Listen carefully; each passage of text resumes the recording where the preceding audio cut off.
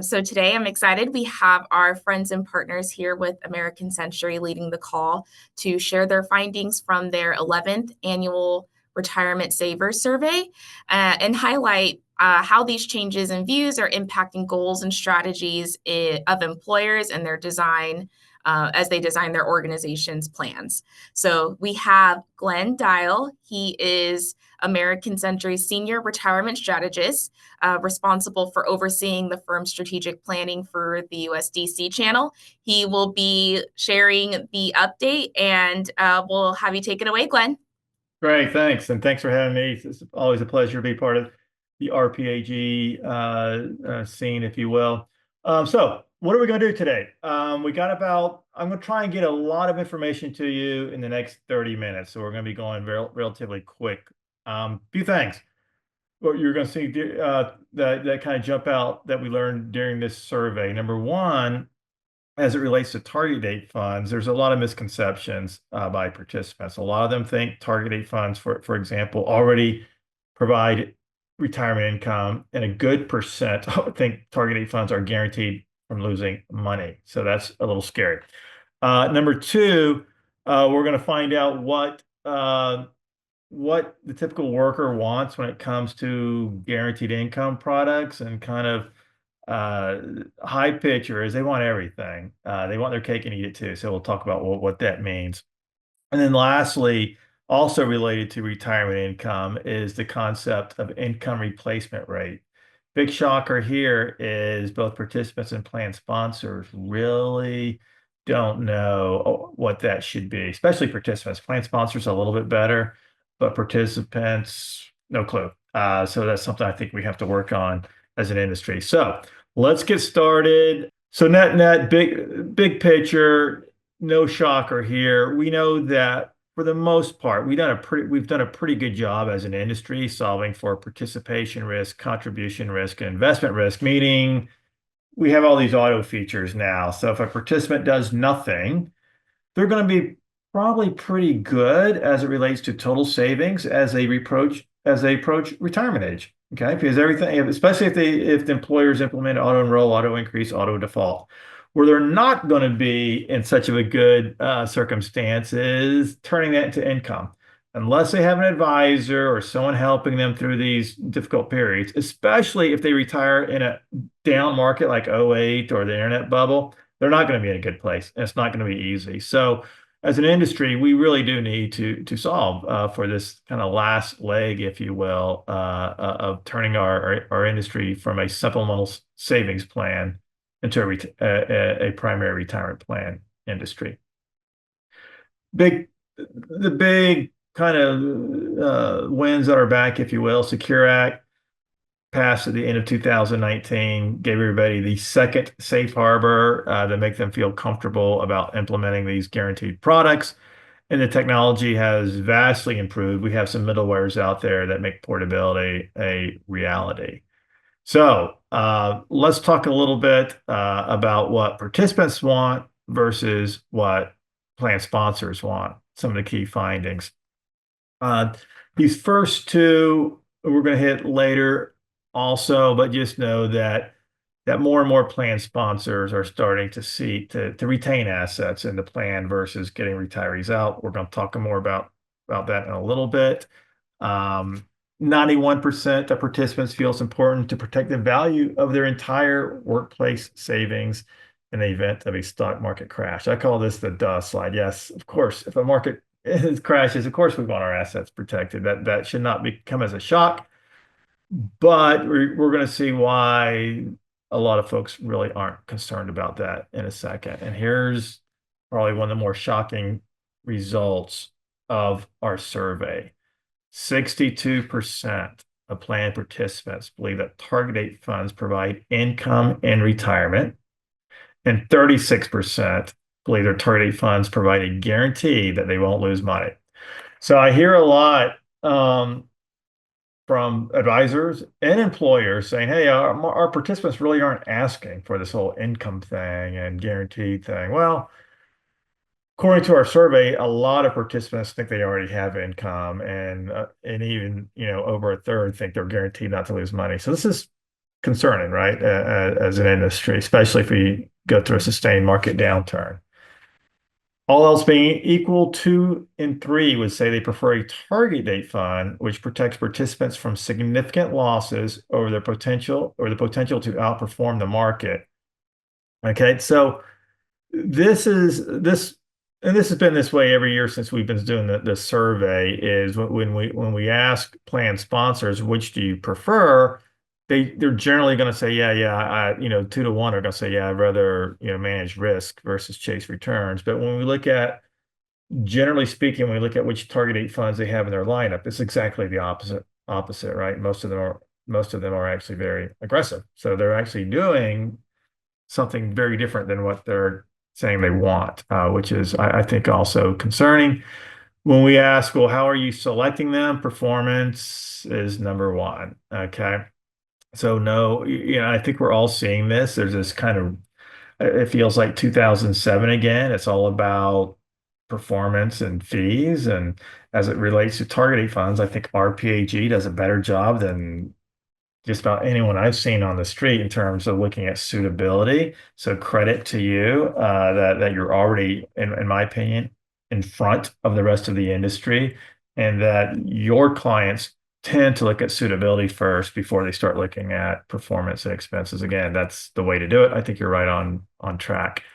Um, this might be a little misleading. What we're trying to get to here is savings rates, and this goes back to suitability, which you're familiar with.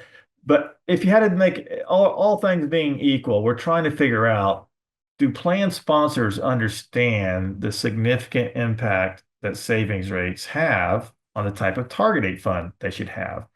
Now, the theory is, and this is the same way DB plans are ran and traditional pension plans, the higher the savings rate, the less risk you need to take.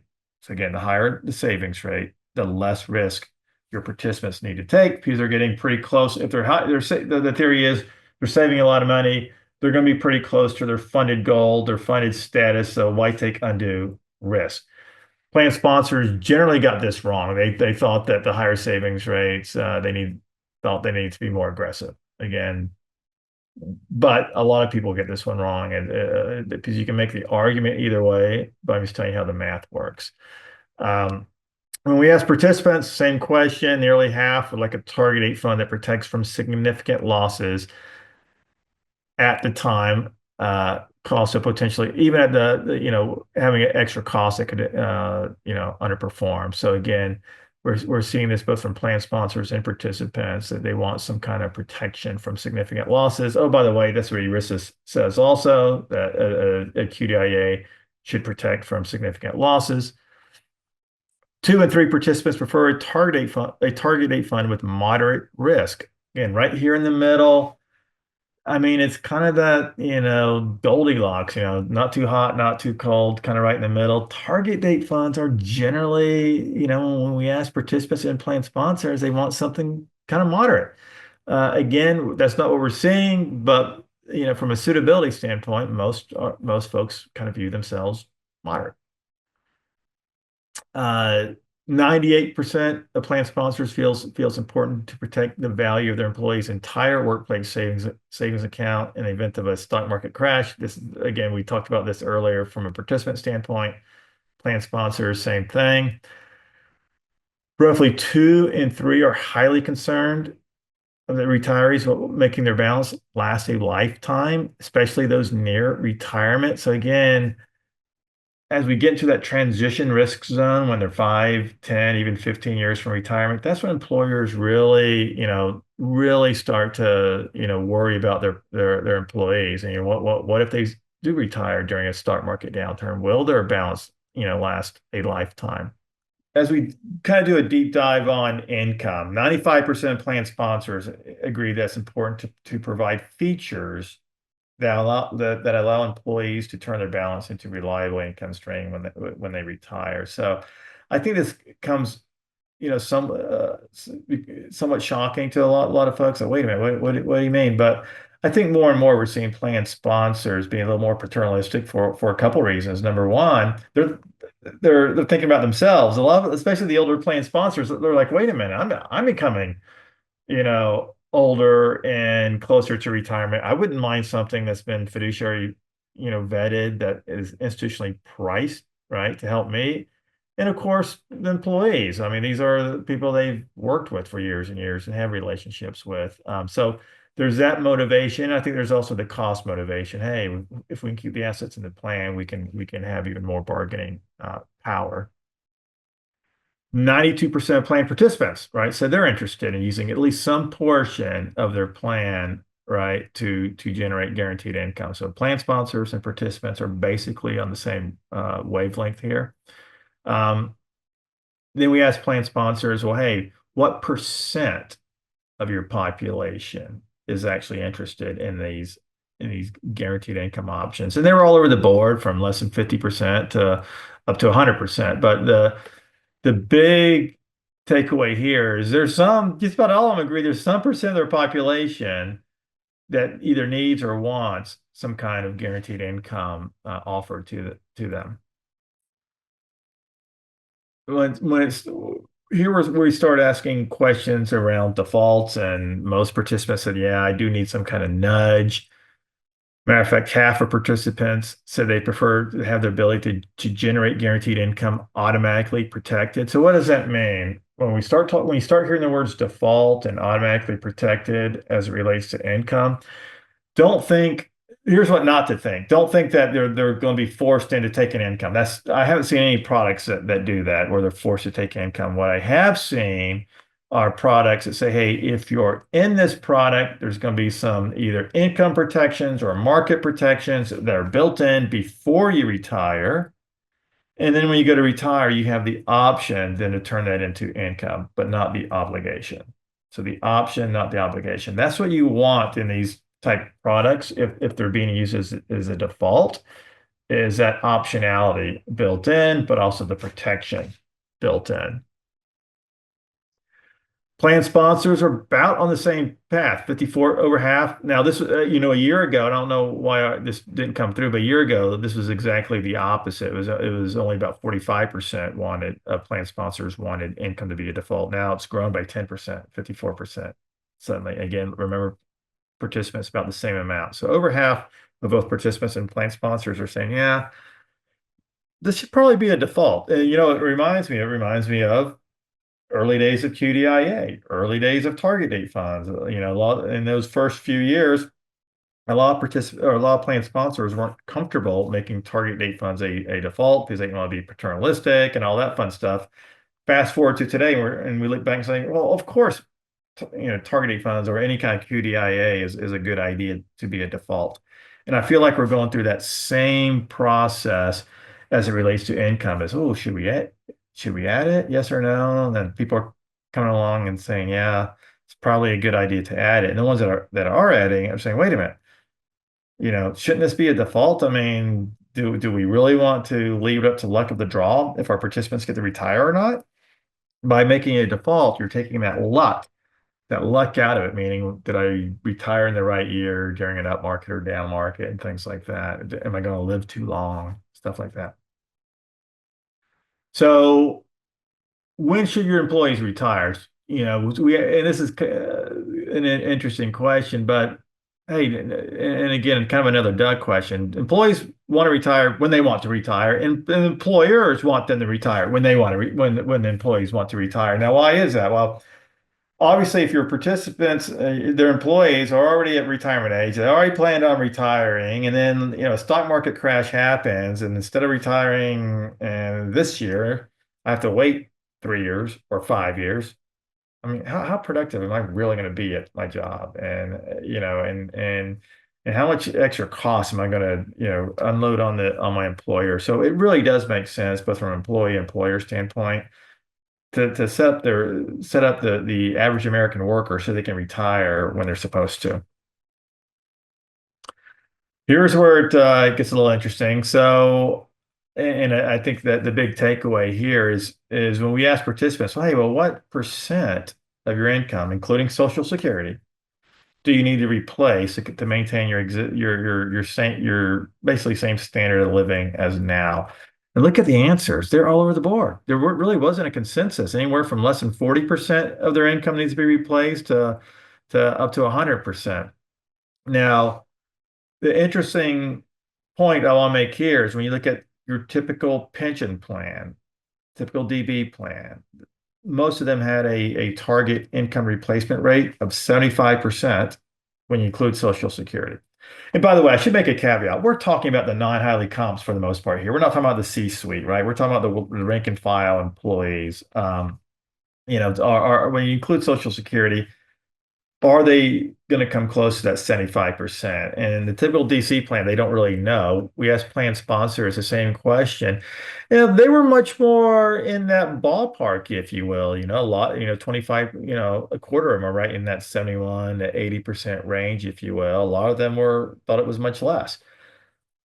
This is something as an industry that if I'm in your shoes and I'm an advisor, the first conversation I'm going to have with an employer before I start looking at products is what's your income replacement goal for your average employee or your typical employee? What's your income replacement goal? Is it 75%? Is it 80?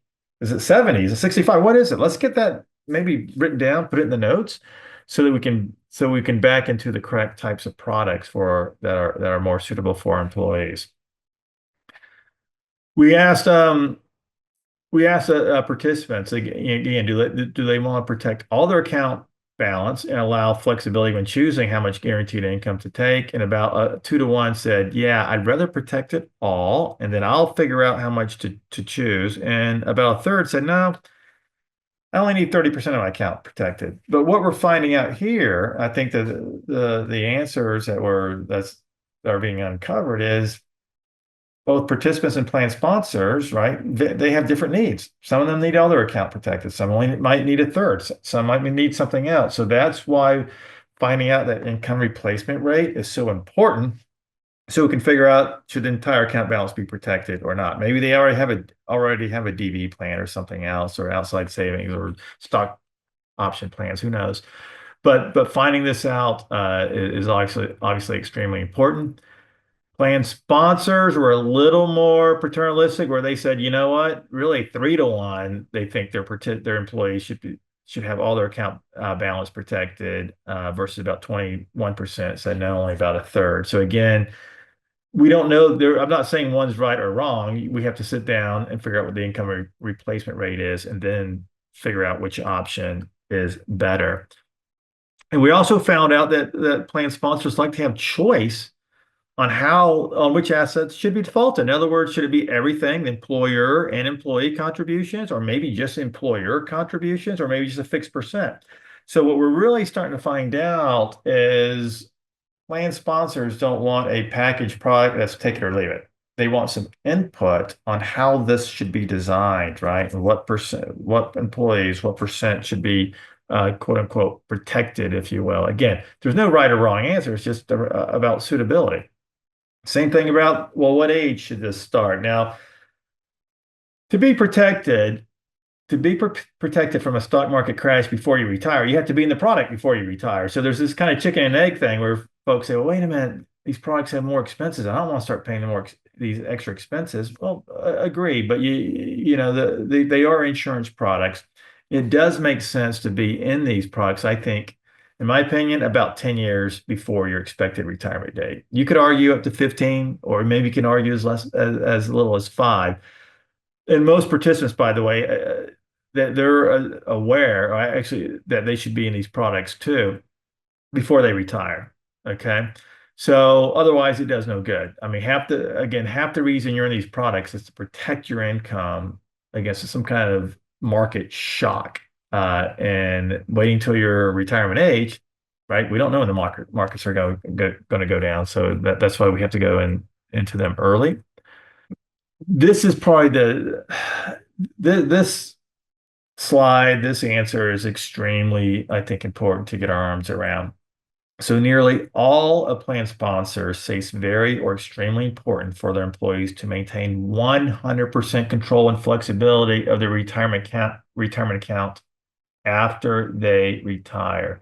This was the big thing about traditional annuities that the typical American did not like, where you send your money off, it gets locked up, you can't change your mind. If you die early, the insurance company wins, things like that. So and I said earlier when we first started the webinar that the typical American worker wants their cake and eat it too. I mean, they want the guaranteed income, but they also want complete flexibility to change their mind any time. If I die, it goes to my balance goes to my heirs, et cetera, et cetera. So I want the good stuff, which is the guarantee, but I don't want to give up anything else. I don't want to give up my control of how often and when I can change my mind.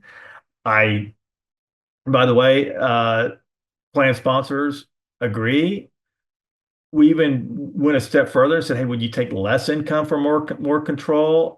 2 to 1 said, "Yeah, I'd rather do that." And here's what's interesting too is both plan sponsors and employees said, "Yeah, I want to, I want the ability to grow my account and leave the value to my heirs, if you will." So again, this is all still a little bit about the flexibility and the again the ability to leave it. This slide talks about that, and I cut a couple out, but just know that we asked a couple of questions. One said, "Hey, do you want the ability to grow your income after you retire?" Right? Because most people are going to spend up to 30 years or more in retirement. I need my income to keep pace with inflation. I'd also like my market value to grow. Why should I just because I'm taking guaranteed income doesn't mean I want to be out of the market and not be able to grow my balance or my income. They want their cake and eat it too. They want full flexibility. They want to grow their account balance. They want to grow their income. They want to change their mind. They want their balances to go to their heirs if they die. They want it all. So think of what they want as almost like they just want a fancy systematic withdrawal program that happens to be guaranteed. And oh, by the way, is going to protect them from market shocks if the market goes down, at least protect their income from that. Again, this talks more about changes. I think we've talked a lot about that also. In terms of plan design, 99% of plan sponsors agree that's important to provide input on the design of an income solution to their employees. So again, they're not real high on the package solutions, which are just take it or leave it. They want to have some kind of input on, well, how should they be designed? At what age, at what percent, where's the dollars coming from, things like that. And just to recap, so in terms of the input they want, at what age should these products start? Should they be default? If they are default, how much should be a default? All of it, a portion of it, just employer contributions, all the contributions. So they want input on design decisions like that. One of the questions I would leave you with as a takeaway that I would ask everyone that walks through the door is who, and this will help. And this is the chart. This chart looks a little confusing to have up. And I used to kind of go through all these different solutions and people's heads would start spinning and they're like, oh, what does all this mean? Instead of trying to memorize all the names, here's what you want to know is during the income phase, who owns the assets? Does the participant own the assets? Or does the insurance company own the assets? If you know the answer to that question, you're going to know the answer to just about 90% of any other question you'll be asked. Because if the participant still owns the assets, and the assets are still in the plan, even during the distribution phase, well, it means they probably have flexibility. They can probably change their mind. Their heirs are probably going to get their account balance. I mean, again, the money stays in the plan. That's part of the 5,500, all that fun stuff. If the insurance company owns the assets during the distribution phase, it means that that money has literally left the plan, right? It's at the insurance company. It's on their balance sheet. It means it's subject to counterparty risk. But by giving it that control, if you will, they generally will start you at a higher initial income or initial payment, right? If you're willing to give some control and some flexibility, you can come out of the gates getting higher income on your principal amount, if you will. So that's a yin and yang that you have to figure out is, what's more important to the participants and the plan sponsor is this control and flexibility thing. I'll take some initial lower income, but might be able to make it back with market changes, or do I want the highest potential income coming out the gate? It just depends, right? What's better for that particular employee population? The Secure Act, just let me touch this. Let me touch on this real quick. Here's really what it said is that number one, when you identify the insurance product, you need to engage in an objective, thorough, and analytical process. you need to consider cost versus features and benefits. So what are the costs relative to the features and benefits compared to other insurance contracts? Not compared to mutual funds, not compared to CITs, compared to other insurance contracts, right? And they actually put in the actual law in capital letters, no requirement to choose lowest cost product. So for one of the few times I'm actually in agreement with the government, in this case Congress, where they had the foresight to see all this fee litigation that's going on. So they put in the statute itself that the cost just needs to be reasonable and you're not required to choose the lowest product. So a lot of folks are worried about the cost. Here's your defense. It's in the law. Um, and then you have to get the written representation from the insurance company on an annual basis. Okay, so that's kind of how you uh, get that safe harbor, if you will. And then in terms of if you're not sure how to proceed, what I would start with is a survey, meaning if a plan sponsor says, well, I don't know if my participants even want guaranteed income or they're not asking for it. Are you sure about this? Take a step back and say, well, let's just ask them. Let's ask our employees, do they want income? If they do, you know, what percent of their account balance do they want it, protected, and what's a good rate, and how important is flexibility? A few questions like this. I got an example here, but you can make your own. But I think a good first step, where if you don't know if your clients are asking want it or not, is to do a survey of the employee population. Early results, by the way, some advisors have done this. Their plan sponsors are shocked at the responses because half the time, well, most of the time, it's like, well, I don't think my employees will really want it. They get their survey back, and it's, oh my God, I had no idea that this was so important. So again, that's a good way to kind of fend off the competition, if you will. We do have a tool at American Century called Income Blueprint. You can use that to compare products if you'd like. If you want more information about anything I spoke about today, feel free to reach out to your American Century wholesaler, or you can call us, go to our website, and whatnot, and get more information. So I know I went through this relatively quick. As a quick recap, here's the big takeaways again. Target date funds, there's misconceptions, right? Uh, Over a third of participants think they're guaranteed. Over two-thirds think they already provide guaranteed income. When it does come to guaranteed income, participants want everything. They want their cake and eat it too. They want guaranteed income, but all the flexibility to be able to change their mind. They want all the up market. If the stock market goes up, they want all the up market. Stock market goes down, they want none of the downside. So they want the best of both worlds. In terms of income replacement, the one big takeaway there is income replacement rate. I would set that goal for every plan. Again, typical pension plan is 75% when you include Social Security. That may or may not be the right rate for your clients, but it's a great starting point. Thanks, everybody. Thank you.